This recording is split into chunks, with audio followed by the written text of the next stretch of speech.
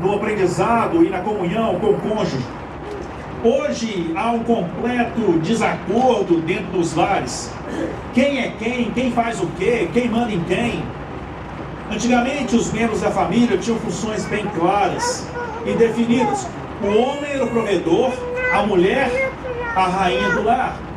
Este é o modelo bíblico, não é? Os que são de uma geração mais antiga do que a nossa, porque eu sou um jovenzinho, né, irmãos? Sabem disso, viveram isso. O pai saía cedo para o trabalho, a mãe cuidava das coisas de casa. Não foi o que o texto disse lá, quando Deus disse para a mulher: com dor terá os seus filhos. Ao marido, ao esposo, Adão, ele diz: do suor do teu rosto comerás. Então, irmãos, não comece a achar que o pastor é machista, não. Nós estamos estudando para chegar numa linha de trabalho que vai nos facilitar a vida.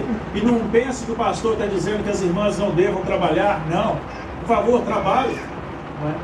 Mas é para que haja consenso, para que haja um entendimento, para que as nossas mentes sejam abertas, irmãos. Porque uma das coisas que nós temos percebido no aconselhamento conjugal é essa indefinição de papéis dentro do lar. E essa indefinição de papéis não pode existir. Primeiro, porque ela não é saudável para o casal.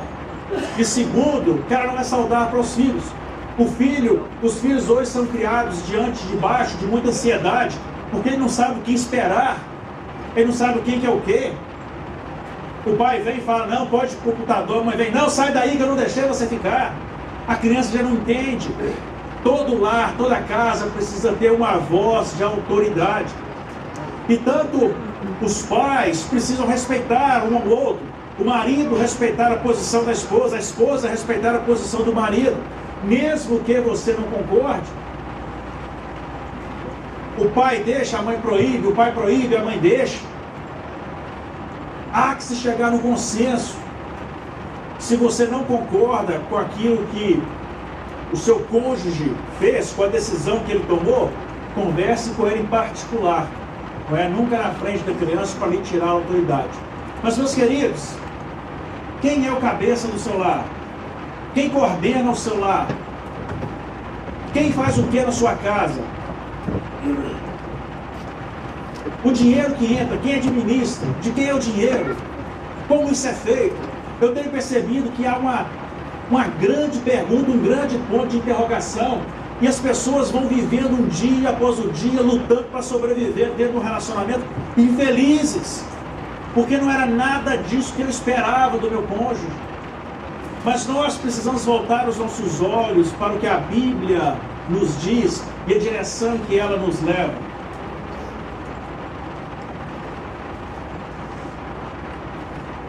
O homem trabalhava e o dinheiro trazido por ele era para o bem da família. Aos poucos a mulher começa a sair de casa para trabalhar e a sua renda, que era pouca, vinha para complementar as finanças do lar. Não é o meu dinheiro, é o dinheiro do lar. Quando nós nos casamos, não somos mais dois, mas somos um. Amém? Então não é o meu dinheiro, o seu dinheiro. Não é. É um. Somos um corpo em Cristo. Mas quando começa, meus queridos, essa divisão do dinheiro, você paga isso, você paga aquilo, cria-se uma brecha para que o inimigo possa continuar atacando o lar. Ou você ama o seu cônjuge o suficiente para confiar nele, ou você pede misericórdia para Deus, que fez uma besteira grande na sua vida, em casar com aquela pessoa. Hoje a situação é um pouco inversa. Tem mulheres, para a felicidade de alguns homens, não é? Que ganham muito mais do que eles. Esse é meu sonho de consumo, irmãos. Não tenho conseguido ainda. Mas eu não quero ganhar menos do que eu ganho. Eu quero que ela ganhe mais do que eu ganho. Tá, irmão Eduardo? É por aí que eu estou querendo ir. Tem muitos anos que eu estou esperando. Não achei ainda não. Cheguei lá ainda não. Mas, irmãos, é preciso definir. Sabe por quê? São áreas que não há necessidade de você estar discutindo dentro do seu casamento. O inimigo tenta destruir o seu casamento todo dia. Essa é uma área tão simples, um princípio tão simples. Os dois são agora uma só carne. Então não tem 2 caixas, 2 dinheiros, não, é um dinheiro só. Os 2 em prol da família. Se você não resolver as questões financeiras da sua vida, se para você tudo é separado, não é misturado, seu casamento está dividido. Seu casamento está dividido. Você não é um só com seu cônjuge, mas está dividido. Eu entendo, irmãs, que Deus estabeleceu o homem como cabeça do lar, mas tem muito homem cabeçudo, não é? E as irmãzinhas tudo rindo e balançando a cabeça. Pois é, isso é verdade. Mas oriente seu marido, ajude seu marido. Não faça disso uma briga, um tabu, um problema a ser resolvido. Infelizmente, as escolas que nós vamos não nos ensinam o que fazer com o dinheiro. Ela te ensina a ser um bom profissional. Ela te ensina como ganhar o dinheiro, mas como usá-lo não. A gente não aprende. É lógico, irmãos, tem famílias que os pais são sábios, já começam a ensinar os filhos desde pequeno. Aí quando ele está maduro para construir o seu lar, ele já sabe, ele já entende de finanças. Mas isso é um número pequeno. A maioria de nós vamos aprender dando cabeçada, cometendo erros e levando prejuízo. Agora, ame o seu marido, caminhe com o seu marido, ame a sua esposa, caminhe com a sua esposa, cheguem os 2 num denominador comum. Os meus erros, meus queridos, vão afetar diretamente a minha esposa e os meus filhos, como também os meus acertos vão abençoar os 2. Deus colocou o homem como cabeça do lar? Sim. Mas é proibido que o homem vá trocar ideia com a mulher? Não. E o homem que é um bom administrador da casa, ele sempre troca ideia com a mulher. Sabe por quê? O homem enxerga assim. A mulher vê em 3D. O homem vê direto, é aquilo ali, pai, pronto. A mulher vê, ó, tudo.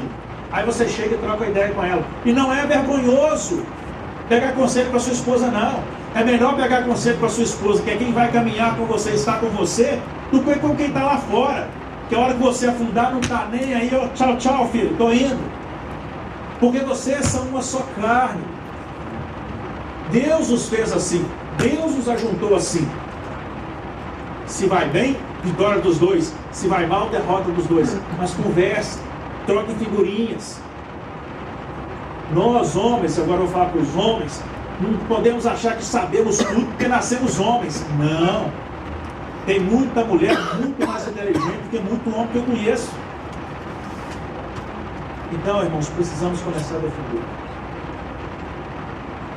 O income, as entradas, é para o bem da família.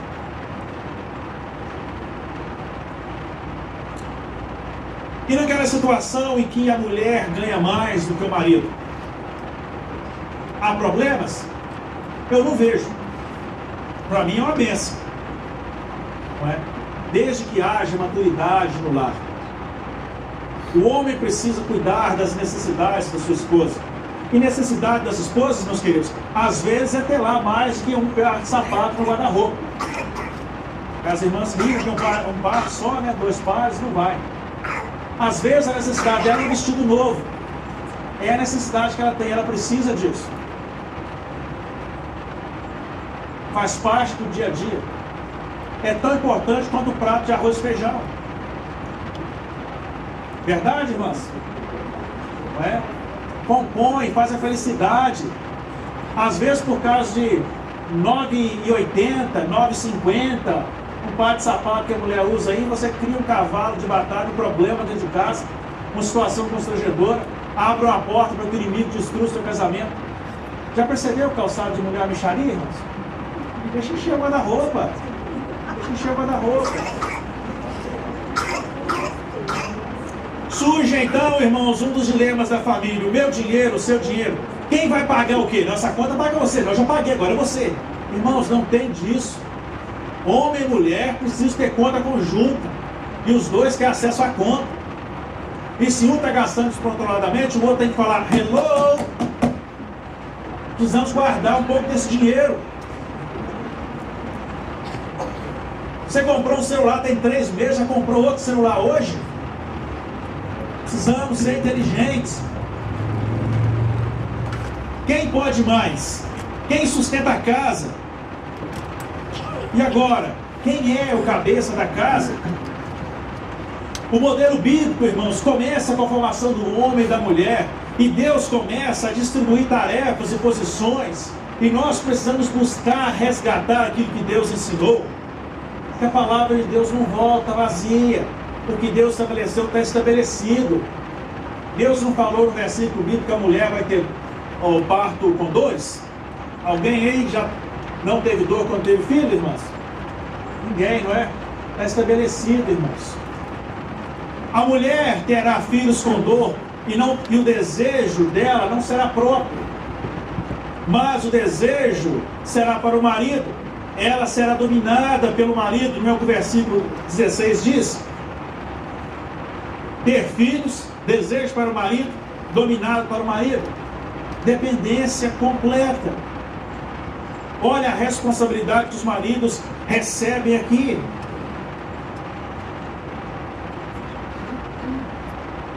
Então, o marido é o dono da mulher? Está rindo, Arilson? E o wish? Irmãos, Deus disse lá atrás à mulher: o seu desejo será para o teu marido e ele te dominará. O homem é o responsável como cabeça da família, pelo sustento da família. O homem é que pega no chifre do boi, o homem que pega no pesado, tá? Mas quando Jesus Cristo morreu na cruz, levou sobre si todo o jugo que estava sobre nós. Amém, irmãs? Poucas irmãs falaram amém. Acho que as irmãs estão preferindo o jugo, né? Então, irmãos, em amor, porque nós vamos ver ainda esse mês que Paulo escrevendo vai dizer: maridos, amai as vossas esposas, como Cristo amou a igreja. Sabe o que Cristo fez pela igreja? Morreu. Então o que Paulo está falando: você deve amar a sua esposa com um amor tão profundo a ponto de morrer no lugar dela. Eu podia pedir aqui para os maridos levantar a mão, quantos têm coragem de morrer pela esposa? Mas eu estou com medo de não conseguir chegar com a igreja até o final do mês. Então não faça essa pergunta hoje. E por favor, não faça essa pergunta em casa. Se a sua esposa fizer, não precisa responder, você sai desobrigado.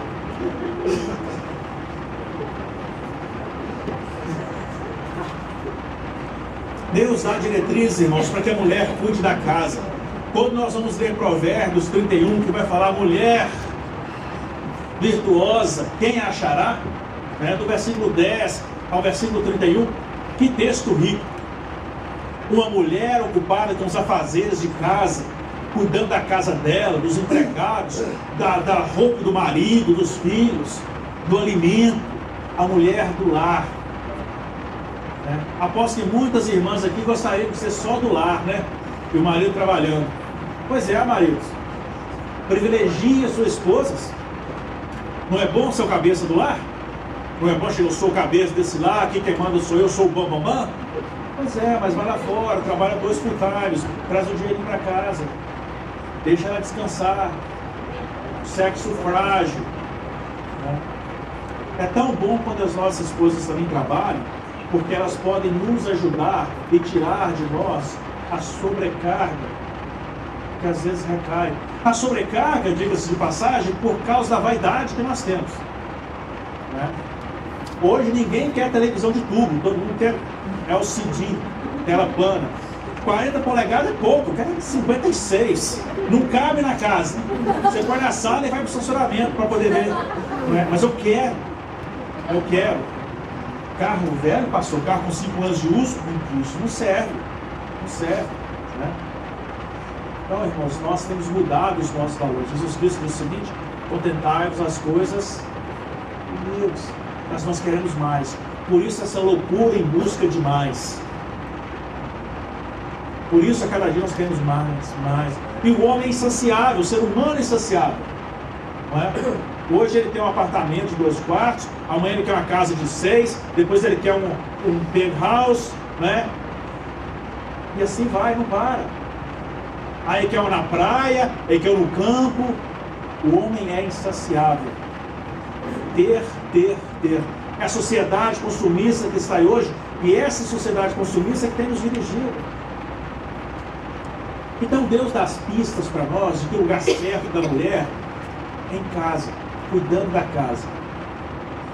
sem nada pejorativo de dono do fogão, não, cuidando do lar. A sociedade mudou, nos modernizamos. A mulher sai para trabalhar, quer sair para trabalhar, gosta de sair para trabalhar, e o que ela traz faz bem para o lar. Então também é uma bênção. Então nós precisamos usufruir dessa bênção de uma maneira positiva, respeitando um ao outro dentro do lar. Ao homem ficou claro que o trabalho seria duro, difícil. A terra produziria cardos e espinhos, ervas daninhas. Ia ser difícil para comer, o Deus vivo para comer do suor do seu rosto. Acabou aquela mamata de receber de graça, pronto. Mas o homem é o cabeça do lar, é o chefe, é o provedor. Você, homem, é o provedor do seu lar. Que tipo de homem a sua esposa vê quando chega em casa? Alguém que, se ela não aguentar mais, porque é algo possível, vai realmente segurar no chifre do boi, vai dar o sustento para ela e para a família? Ou a sua esposa vê você como alguém que ela tem que cuidar? E como seus filhos veem isso? Ixi, minha mãe trabalha tanto, meu pai já... As crianças, meus filhos, em casa estão sendo formadas com aquilo que elas estão vendo. Mais com o que elas veem do que com aquilo que nós falamos.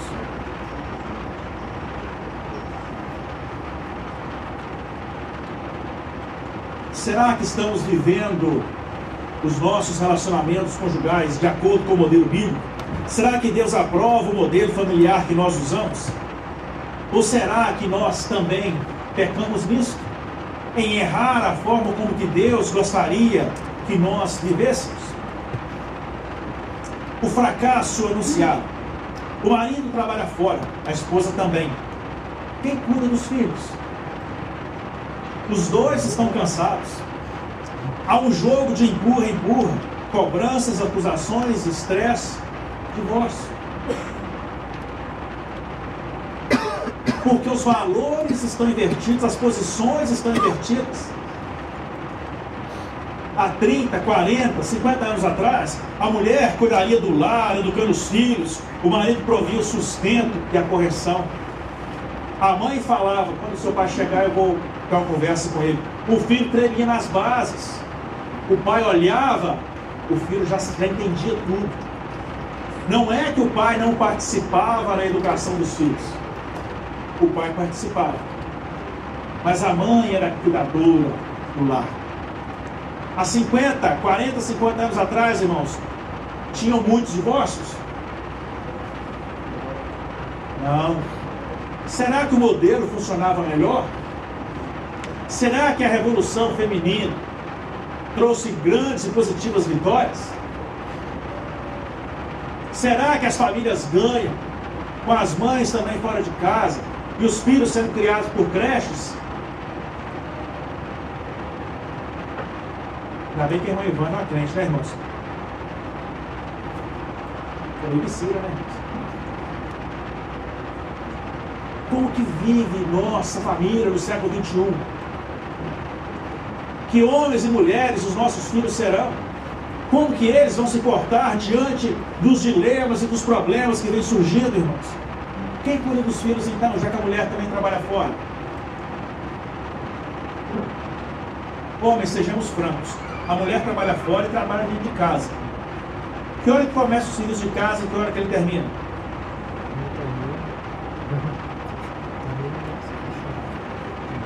Eu vejo minha esposa lavar roupa quase todo dia, sempre para as coisas me acumulando. Não para, os filhos. O almoço, a janta. Não é? A limpeza da casa, o bem-estar do lar. E a criação dos filhos. Vivemos sim uma nova realidade, onde o homem trabalha, a mulher trabalha. Isso é necessário, isso é importante. O ideal, na minha opinião, é que isso não existisse. O homem trabalhasse e a mulher, quem sabe no part-time, durante o período que as crianças estavam na escola. Mas já que nós vivemos essa realidade, Não dá para a gente imaginar, mas se pudesse ser assim, né? Então o que nós temos que fazer é pegar a realidade e descobrir o meio de sermos felizes, unidos e vitoriosos dentro dessa realidade. Como viver bem? Onde ficam os filhos? Nós, pais, precisamos participar mais da vida dos nossos filhos. A mulher está limpando a casa, vamos dar uma volta com as crianças no jardim, né? Mães também precisam entender que o pai que administra a casa também chega cansado, preocupado com as finanças, com o sustento. Então, irmãos, o diálogo é a ponte que vai ligar e resolver os problemas. Mas o diálogo não é gritado, não é na hora da raiva, não é cobrado, não é jogado na cara. Você nunca sai com seus filhos. Acabou, aí quem não vai sair mesmo. Fecha a porta, conversa, com educação. Segredo de graça para as mulheres. O homem não gosta de ser tratado pela esposa como se ela fosse a mãe dele. Verdade, irmãos? E a mãe fica lá, você é a esposa. Trate com... Nunca, jamais ofenda a honra do seu marido. Ele pode não ser o mais bonito, não pode ser o mais trabalhador, pode não ser o melhor, mas nunca ofenda a honra do seu marido. Principalmente na frente dos seus filhos. Para os seus filhos, eles têm o melhor pai do mundo. Meu pai não foi um bom marido para minha mãe, mas ela sempre disse para nós: seu pai é um péssimo marido, mas um excelente pai. E nós, eu e meu irmão, crescemos sabendo disso. Ele até não era um bom marido por motivos N, mas era um bom pai. E por isso nós nunca perdemos o respeito por ele. Como seus filhos lhes veem.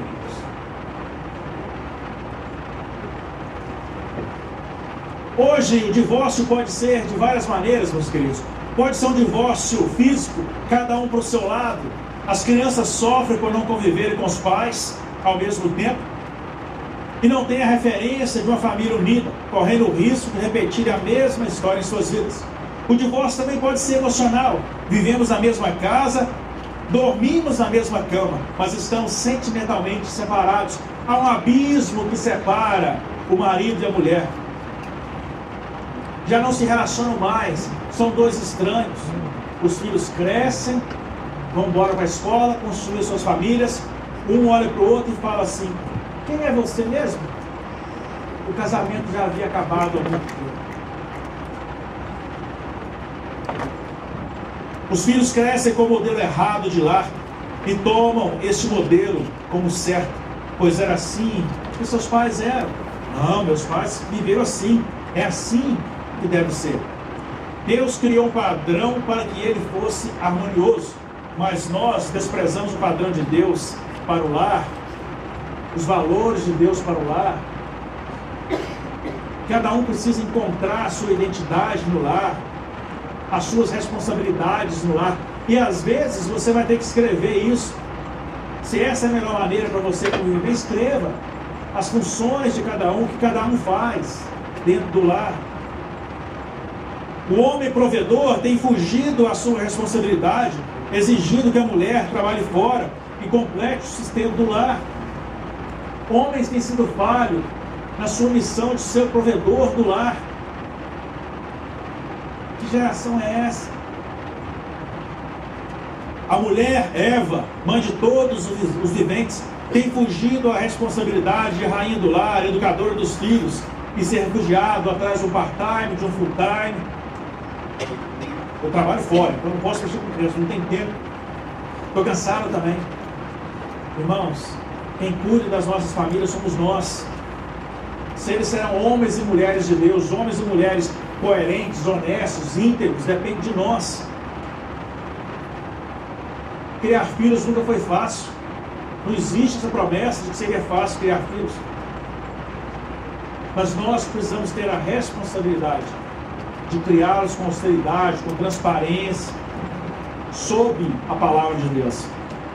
É preciso que nós voltemos aos padrões bíblicos, ao modo estabelecido por Deus. O amor, o diálogo, a compreensão e a cumplicidade são requisitos necessários para que as famílias vençam e permaneçam unidas. Cumplicidade, meus queridos. Cumplicidade. Um ajudando o outro, um pelo outro, não um contra o outro. Todos nós podemos fazer bem os nossos papéis. O papel estabelecido por Deus para o homem, provedor do lar. Quem vai trazer o dinheiro para pagar a comida é você. Se a sua esposa puder trabalhar para ajudar, benção. Mas é você o provedor. Seja inteligente. Não deixe a sua família passar dificuldades. Caminho estabelecido por Deus para a mulher. A boa, cuidadora e zelosa pelo lar.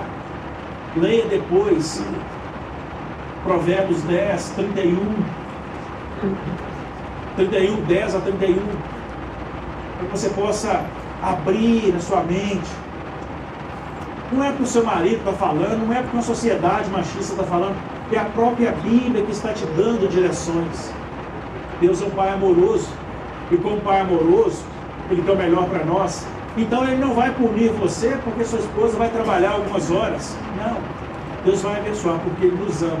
Mas é preciso que nós, dentro de casa, saibamos respeitar um ao outro, entender qual é a posição do outro, entender quais são as minhas responsabilidades. Eu falei do homem que tem fugido da sua responsabilidade de provedor do lar, mas tem muitas mulheres, irmãos, que fogem também da sua responsabilidade de zeladora do lar,